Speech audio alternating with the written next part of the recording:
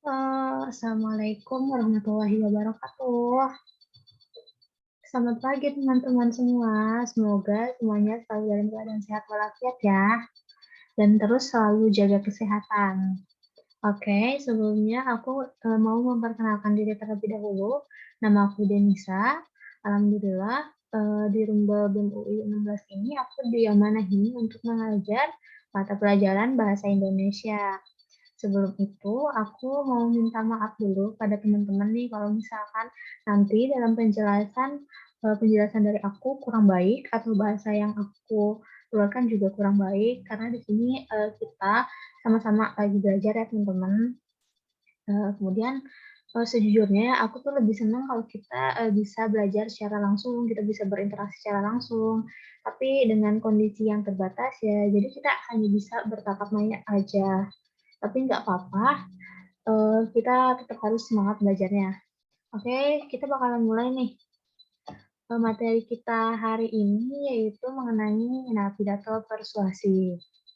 Oke, sebelum itu ini adalah pokok bahasan kita hari ini. Yang pertama itu mengenai apa itu pidato persuasif. Kemudian yang kedua ada struktur teks pidato persuasif. Yang ketiga yaitu ada kebahasaan teks pidato persuasif. Dan yang terakhir nanti bakalan ada latihan soal ya. Nah, kita langsung mulai ke pengertian. Nah, apa sih pengertian dari pidato? Nah, pidato merupakan kegiatan berbicara di depan umum untuk menyampaikan tujuan atau pendapat mengenai suatu hal. Nah, di sini ada yang pernah membacakan pidato? Jawab dalam hati ya. Iya, jadi pidato itu biasa kita dengarkan ya ketika upacara bendera ataupun kegiatan-kegiatan lainnya ya, kegiatan-kegiatan penting lainnya. Biasanya juga pidato ini ada lomba-lombanya loh, kayak lomba di sekolah ataupun di kegiatan-kegiatan seperti 17 Agustusan di tingkat KRT, KRW-an atau kelurahan. Nah, sedangkan pidato persuasif yaitu pidato yang bertujuan menarik perhatian, mempengaruhi, dan mengajak. Jadi dalam pidato persuasif itu ada tujuannya, yaitu tujuannya itu untuk mengajak seseorang mengikuti apa yang telah diucapkan oleh pembaca pidato. Seperti itu ya.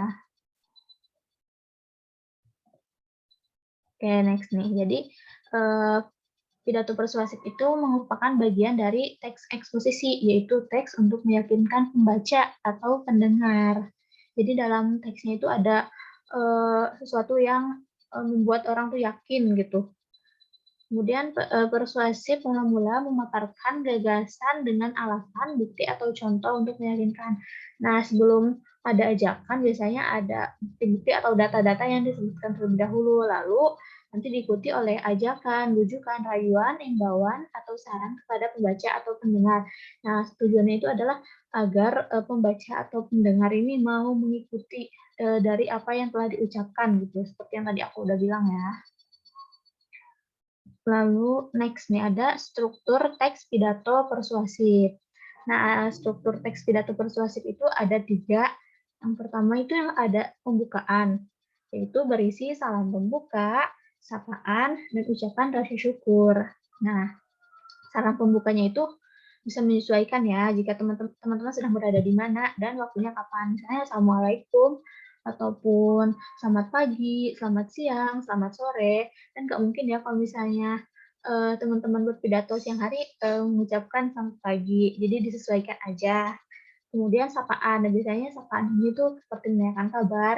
Dan tujuannya itu agar yang audiens ini atau pendengar ini merasa dianggap gitu. Kemudian ucapan rasa syukur. Nah, biasanya di setiap pidato-pidato selalu ada ungkapan rasa syukur pada Tuhan Yang Maha Esa. Karena masih diberi berbagai macam nikmat. Jadi saya ucapan rasa syukur ini tidak pernah hilang dan memang harus selalu kita tanam dalam diri untuk selalu bersyukur. Kemudian ada isi. Nah, isi ini di dalamnya tuh ada pendapat, gagasan, alasan, berbagai data pendukung, dan pesan berupa imbauan atau ajakan.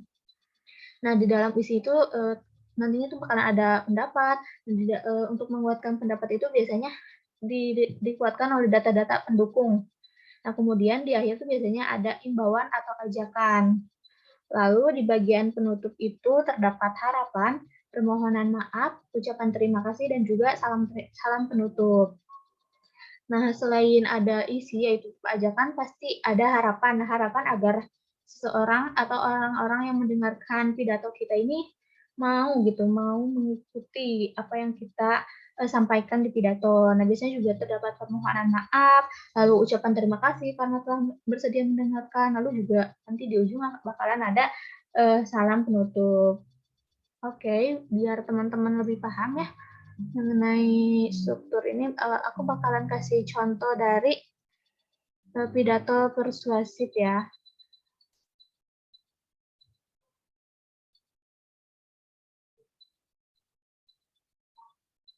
Wait, wait.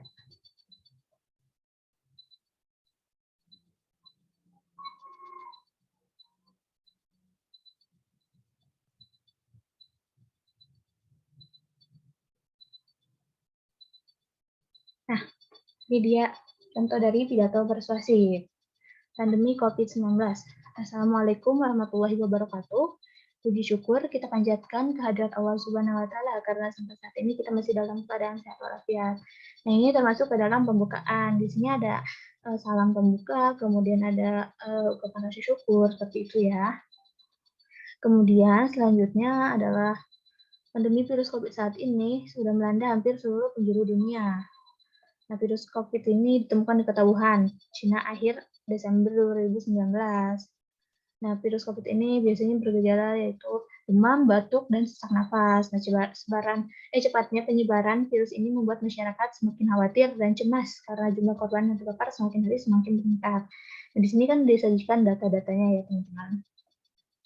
Lalu pandemi virus COVID ini juga mempengaruhi ke beberapa sektor kehidupan manusia, misalnya domain perekonomian, proses pembelajaran, dan lain sebagainya. Kemudian di sini ada digalakan sosialisasi untuk mencegah penyebaran virus COVID-19. Antara lain yaitu menggunakan masker bila beraktivitas di luar rumah, menghindari kerumunan, sering mencuci tangan, kemudian mengkonsumsi makanan sehat. Seperti itu ada dua ya teman-teman. Kemudian karena menurut saya virus COVID ini walaupun dapat mematikan namun juga dapat diantisipasi serta disembuhkan. Jadi mulai sekarang pemberian sanksi sosial perlu diterapkan agar memberikan efek jerah. Kemudian pembatasan wilayah juga harus terus dilakukan untuk menghambat penyebaran virus COVID-19 ini. Mari bersama kita cegah penyebaran virus COVID-19 dengan melaksanakan protokol kesehatan. Menjaga pola hidup sehat demi imunitas tubuh yang kuat. Nah, ini termasuk ke dalam isi ini, yang merah-merah ini tuh semuanya termasuk ke dalam isi, karena di dalamnya itu ada data-data nih, data-data yang ada di sini nih, ini data-data penguatnya untuk meyakinkan. Lalu selanjutnya ada ajakan. Nah, ajakannya ini di sini ya, teman-teman. Ajakan mari bersama kita cegah. Lalu nih ada imbauan. Mulai sekarang pemberian sanksi sosial seperti itu ya. Nih di sini juga imbauan menggunakan masker, menghindari kerumunan. Nah, ini termasuk ke dalam isi dari pidato persuasif. Nah, kemudian di akhir itu demikian pidato saya. Mohon maaf atas segala kekurangan. Assalamualaikum warahmatullahi wabarakatuh. Nah, ini termasuk ke dalam penutup. Nah, di sini ada permintaan maaf, kemudian ada salam penutup juga. Oke. Kita lanjut ya.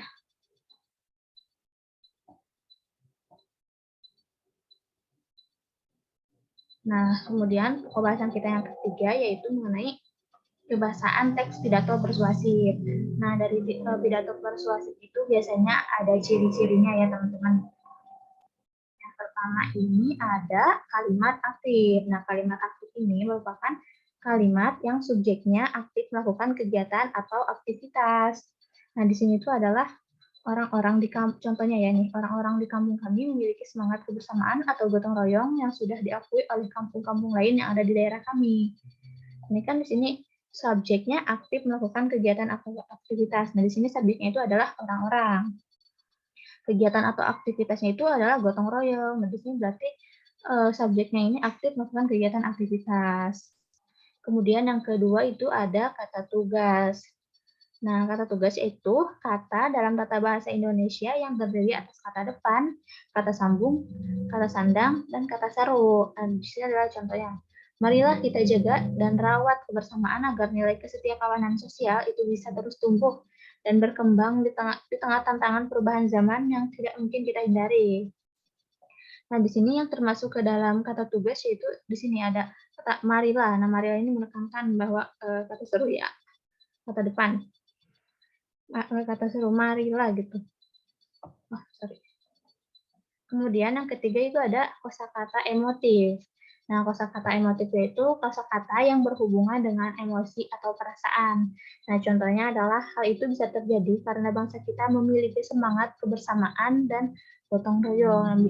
Nah, contohnya itu seperti ini ya. Jadi, kenapa sih Indonesia kompak banget gitu? Nah, karena itu bisa terjadi karena bangsa Indonesia memiliki semangat kebersamaan. Nah, ini tuh termasuk ke dalam emosi mereka tuh sangat suka kebersamaan. Nah, bangsa Indonesia tuh sangat suka kebersamaan. Seperti itu ya, teman-teman contohnya. Lalu selanjutnya adalah kosakata bidang ilmu atau istilah. Nah, itu kosakata yang lazim digunakan di bidang keilmuan.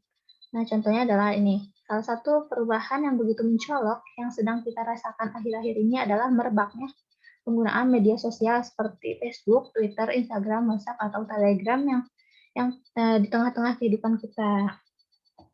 Nah, kosakata yang lazim digunakan di bidang keilmuan itu di sini ada ya. Nih, teman-teman bisa lihat ada kata mencolok dan juga merebaknya. Ini hampir sama sih kayak sinonim, tapi ini tuh merupakan kata-kata yang istilah itu. Mencolok ini sama dengan menonjol gitu ya, teman-teman. Kemudian merebaknya itu sama dengan beredar gitu ya. Seperti itu ya, teman-teman. Kemudian yang kelima ada sinonim, yaitu sebuah persamaan kata. Nah, contohnya sifat egois dan individualistis tidak sesuai dengan kepribadian bangsa kita. Nah, egois dan individualistik ini sama-sama ya, sama-sama mempunyai makna yang sama, yaitu mau menang sendiri, seperti itu ya. Kemudian yang terakhir yaitu ada kata benda abstrak, yaitu kata yang menyatakan benda yang sifatnya abstrak atau tanpa wujud. Contohnya ini adalah ini, kesetiakawanan sosial memang perlu kita jaga dan terapkan dalam kehidupan sehari-hari.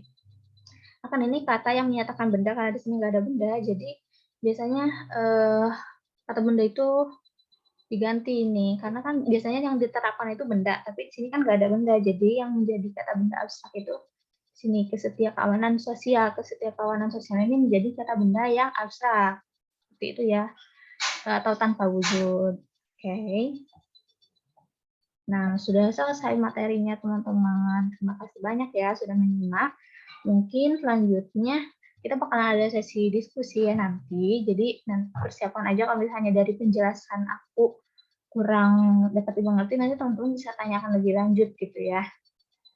Sebelumnya aku mohon maaf kalau misalnya penjelasan aku ini masih banyak kurang ya. Kita sama-sama lagi belajar, semoga nantinya aku bisa lebih baik juga. Terima kasih. Wassalamualaikum warahmatullahi wabarakatuh.